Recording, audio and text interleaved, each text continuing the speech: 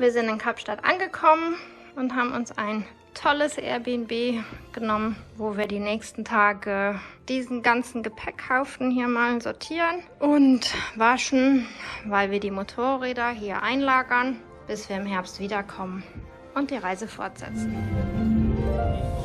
Mein Vorderreifen fuhr sich die letzten 700 Kilometer doch sehr rubbelig und sägezahnartig. Und da gibt es hier spontan was Neues. Die letzte Wäsche war in Angola, in Lobito.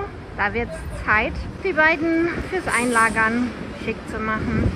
Wenn man in Afrika Mopeds waschen lässt, werden die sauberer. Aber sie sind zumindest mal entsalzen.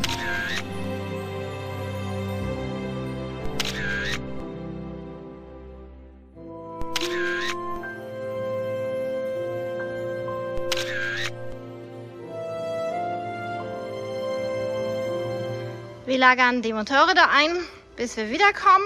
Da stehen sie sicher in einer Halle. Da unten sind unsere Helme, Klamotten und Stiefel verstaut. Und der Jan klemmt noch die Batterien ab.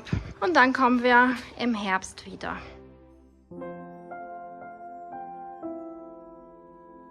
So endet ein Strandpicknick, wenn keiner aufs Wasser guckt und die große Welle kommt. Oh Mann. So, da kommt ihr und fresst die Reste von unserem Picknick.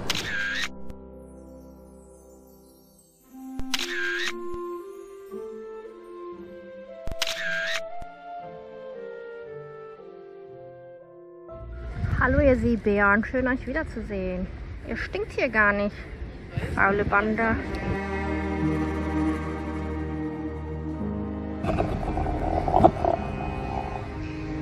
Nicht kappeln.